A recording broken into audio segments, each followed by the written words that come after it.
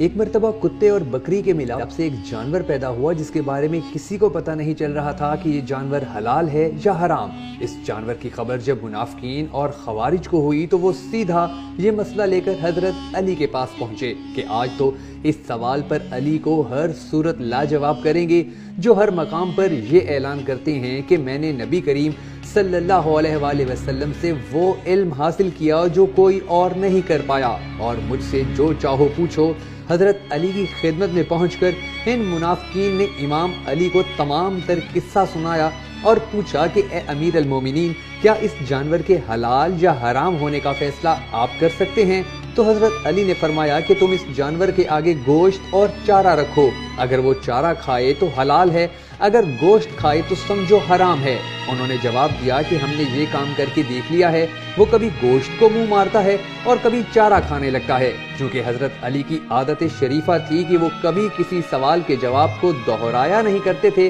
بلکہ اس سے بھی بہتر جواب دیا کرتے تھے، تو آپ ان منافقین سے دوبارہ مخاطب ہوئے اور فرمایا کہ تم اس جانور کو مویشیوں کے ریوڑ کے ساتھ چھوڑ کر دیکھو، اگر وہ ریوڑ کے بالکل آگے آگے یا بالکل پیچھے پیچھے چلے تو سمجھ لینا وہ کتے کے خصائص رکھتا ہے اور حرام ہے، اگر وہ ریوڑ کے درمیان میں یا مویشیوں کے بالکل ساتھ ساتھ چلتا ہے تو سمجھو حلال ہے۔ ان آنے والے منافقین نے جواب دیا کہ ہم یہ بھی کر چکے، کبھی وہ ریوڑ کے آگے چلتا ہے، کبھی پیچھے اور کبھی درمیان میں۔ حضرت علی ایک مرتبہ پھر ان سے مخاطب ہوئے اور فرمایا کہ پھر تم ایسا کرو کہ رات کو اس جانور پر نظر رکھو، اگر وہ ہر جگہ پھرتا رہے، سوئے نہ، تو سمجھو حرام ہے، اور اگر رات میں سکون سے سو جائے تو جان لینا کہ حلال ہے، کہ کتا رات کو جاگتا جبکہ بکریاں رات میں سو جاتی ہیں۔ ان منافقین نے جواب دیا کہ ہم یہ کام بھی کر کے دیکھ چکے، وہ کبھی ساری رات جاگتا ہے اور کبھی ساری رات سویا رہتا ہے۔ ان کا یہ جواب سن کر حضرت علی کرم اللہ وجہہ چند لمحوں کے لیے خاموش ہوئے تو وہ منافقین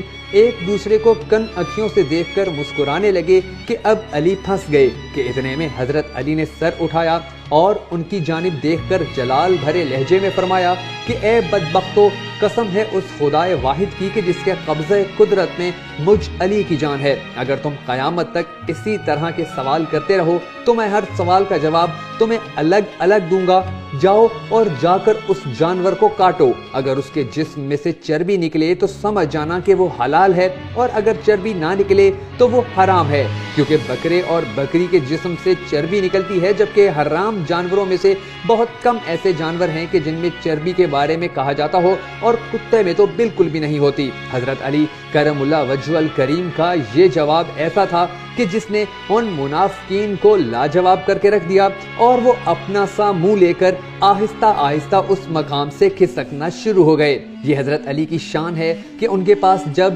کوئی کسی بھی قسم کا سوال لے کر آیا تو حضرت علی نے ہمیشہ اس کو ایسا جواب دیا کہ وہ جواب کوئی اور نہیں دے سکتا تھا۔